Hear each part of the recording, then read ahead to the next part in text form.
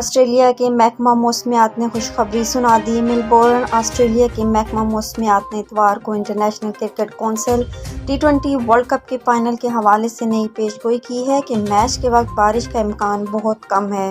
تفصیلات کے مطابق ICC T20 ورلڈ کپ 2022 کا فائنل پاکستان اور انگلینڈ کے درمیان اتوار کو میلبورن کرکٹ گراؤنڈ میں کھیلا جائے گا۔